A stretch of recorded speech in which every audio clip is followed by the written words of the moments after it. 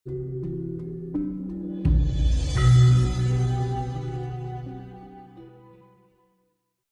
saya tanyakan, apakah nanti ke depannya atau ada istilahnya metode tersendiri yang kiranya itu persatuan bangsa itu tidak dikaitkan atau didasari dari spiritualitas saja gitu. Gimana penjelasannya Mbak Gatot mengenai spiritualitas untuk memperkokoh persatuan bangsa? Nah, ini jadi memang apa ya, bangsa-bangsa lain masuk ke negeri kita pertama kan didorong oleh ekonomi karena negerinya tidak menjamin alamnya. Nah, dalam mereka atau beliau itu eh, berusaha menutupi kekurangan negerinya tentang pangan terutama. Nah, kita tutup untuk memakmurkan negerinya. Itu mereka membawa ajaran spiritual, berbentuk agama. Nah, terus agama itu artinya mengakar di sini, mengakar. Nah, ini kan mau tidak mau dari para akademisi itu kan mempelajari tentang faktor negatif dan positifnya. Sebab apa? Sebab kita di satu sisi agama itu ajaran kebaikan. Jadi akhlak membuat orang itu berbuat baik, tidak berani berbuat jelek. Tapi bagaimana dengan perpecahan? Sebab agama itu yang berkembang diberi kesempatan berkembang itu ada 5: Islam, Kristen, Hindu, Buddha, Konghucu. Nah, di sisi lain ada penghayat. Ini pun diberi kesempatan berkembang. Ini tidak maksud dalam agama, tapi dalam budaya. Penghayat.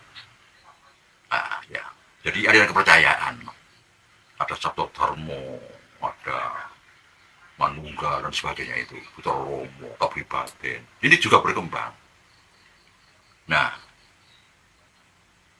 apakah ini tidak membuat perpecahan? Nah, apakah ini ada kesempatan yang sama? Nah, di sini kan masih tetap menjadi satu pemikiran. Apakah ajaran dari luar tidak merusak jati diri bangsa? Apakah ajaran-ajaran dari luar yang masuk ke sini dan berkembang, bahkan secara undang-undang dikembangkan, ini tidak membuat pecah belah? Nah, kalau memang terpecah belah itu belum terasa dampaknya, apa tidak kelak kita rasakan? Ini kan harus menjadi pemikiran. Nah, disinilah tantangan dari kita. Di satu sisi kita menghormati, masing-masing datang itu dengan bahasanya sendiri-sendiri. Tidak bahasa Indonesia, tidak bahasa daerah. Kita diharuskan mempelajari, memahami agama ini dengan bahasa yang dibawa itu. Kan itu kan? Iya. Ya, ini harus terbuka. Sehingga tidak saling memukul, enggak. Harus saling mendukung bagaimana baiknya untuk berkembang bersama-sama. Justru mempererat kerukunan. Jangan membuat terpecah belah. Ini sebab kita bangsa Indonesia ini akhirnya juga memahami bahwa itu juga perekat, justru perekat untuk kerukunan. Jangan dibalik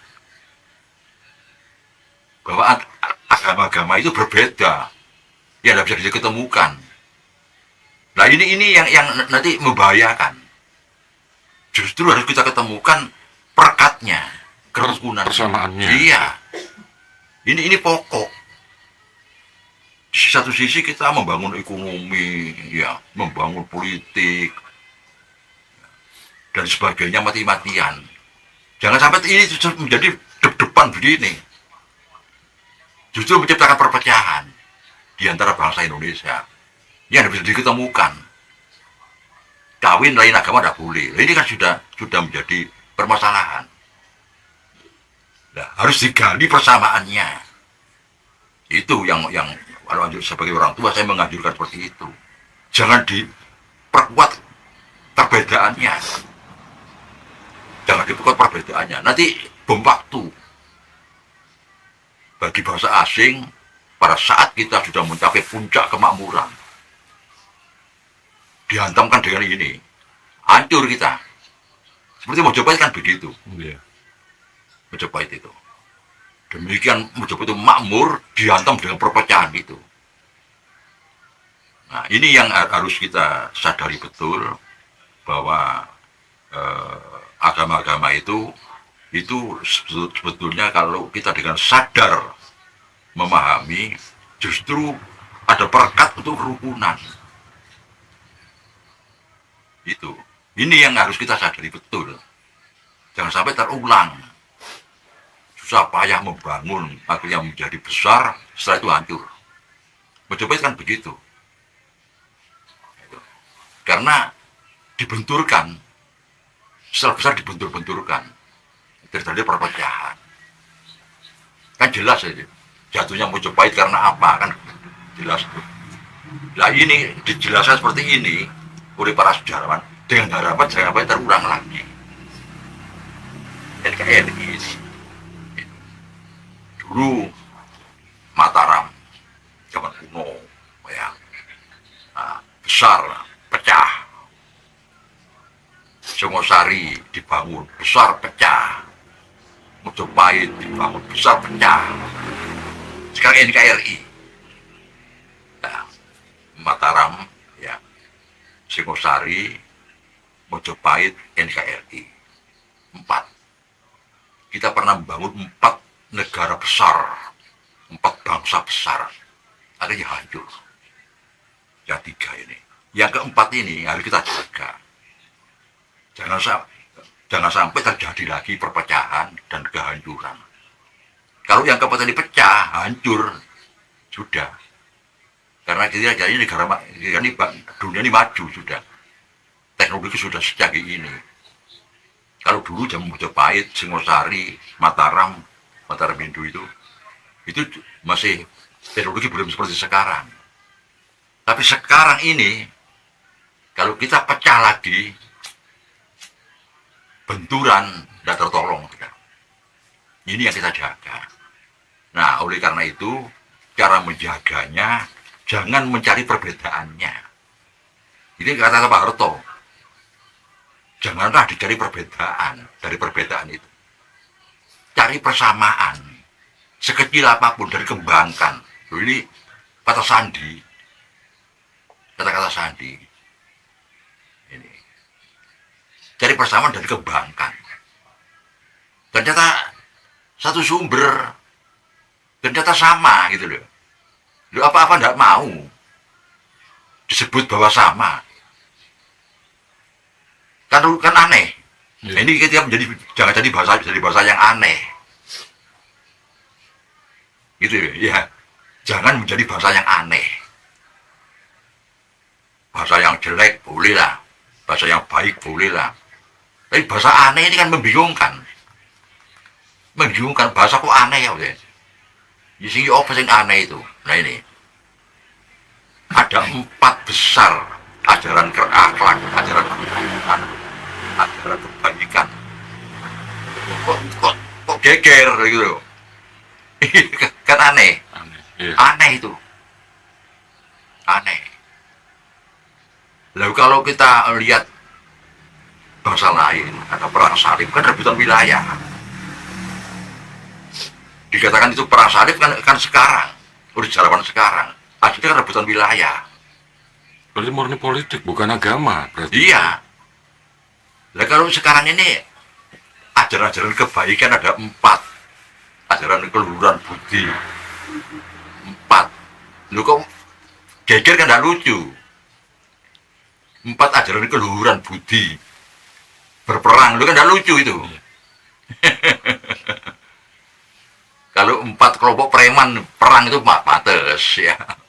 Tapi 4 kelompok dengan keluhuran budi perang kan lucu. Nah ini yang harus disadari, sehingga Rob kita ini sudah terbiasa jadi bahwa kita bangsa besar, tidak bisa bangsa lain menghancurkan kita kecuali kita perang saudara. Itu di mana sudah lama kita pelajari persejarawan bahwa kehancuran kita dulu zaman Mataram Hindu, zaman Singosari, zaman Mojopahit itu karena perang saudara. Setelah itu lemah dihantam dari luar. Selama kita rukun, tidak bisa bangsa asing itu masuk menjajah kita. Nah ini harus jangan sampai terulang lagi. Harus kita selalu mempelajari tentang persamaan. Termasuk agama tadi. Hindu, Buddha, Kristen, Islam itu harus kita cari persamaannya di Indonesia ini. Bangsa lain, udah begitu silakan Anda. Tapi kita bangsa Indonesia harus mencari persamaannya, mencari perekat persamaan untuk kerukunan. Sehingga tetap satu. Sesuai dengan sumpah kita, Sumpah Pemuda itu. Dan proklamasi juga karena persatuan juga. Ini yang selalu kita pelajari dan kita terapkan dalam kehidupan berbangsa dan bernegara ini. Dan itu. Terkait tadi beberapa agama yang ada itu kan Mbah ya, memang itu yang terjadi sering ada komentar-komentar ketika mungkin di media sosial ya, itu kan banyak komentar mereka itu rebutan benar Mbah, bahwa agama ini paling benar, menyerang agama yang lain, agama B, C dan sebagainya.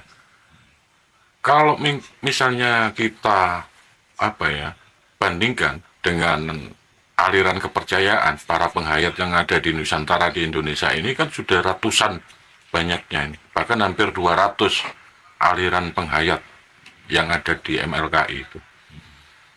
Dari sekian banyak ratusan itu, para aliran kepercayaan itu tidak ada yang mengklaim paling benar, apalagi menjelek-jelekan yang lain. Yang ingin saya tanyakan, kenapa yang hanya agama cuman 5 atau 6 itu kok tidak bisa hidup dengan penuh toleransi yang sangat tinggi, yang dilandasi dengan mungkin nanti ya kesadaran tentunya untuk mencari persamaan, katanya Mbak Gatot barusan. Kenapa kok bisa terjadi begitu Mbak? Begini ya, sekarang ini aliran kepercayaan. BKUK sekarang MLKI yang umum. Iya, yang baru. Nah, itu alirannya banyak. Iya. Tapi kan rukun. Karena apa? Di dalam aliran kepercayaan ini kita mencari persamaan. Manunggal, Putromo, Kapribaden, Pamu, ya, Saptodarmo. Dicari persamaannya. Bukan perbedaannya, sehingga rukun. Agama harus begitu, harus dicari persamaannya. Jangan terus udah boleh loh, yang barang ya siapa. Coba dalami agama Islam misalnya, Hindu, Buddha, Kristen, dalami. Justru harus mencari persamaannya. Setelah ketemu persamaan, dikembangkan persamaan itu baru. Jangan dibiarkan berbeda, tambah lama tambah jauh, benturan. Seperti orang asing. Jadi kita sama-sama orang Indonesia ya. Entah orang Makassar, entah orang Manado, orang Bali, orang Jawa, Sunda, lain agama kayak wong liya. Nah ini, yang satu menganggap kayak wong asing. Ini bahaya. Iya. Bahaya. Kita harus tekun. Sebab Tuhan itu satu. Tidak masing-masing agama punya Tuhan sendiri, enggak. Karena sepertinya masing-masing agama menganggap Tuhannya berbeda. Ini yang membuat terpecah. Berarti banyak misalnya. Nah, iya, Tuhan kalau banyak, agamanya 6 berarti ada 6 Tuhannya. 6 Tuhan. Enggak, Tuhan tetap satu. Tetap satu. Dan tiap zaman mesti ada utusan dari Tuhan itu untuk manusia. Dan satu utusan itu sama, misinya sama. Jangan di kotak-kotak. Nah ini kan manusianya yang menginginkan perpecahan untuk keuntungan kelompok. Nah, ini yang perlu saya sampaikan, bahwa kerukunan itu kebenaran. Orang yang beragama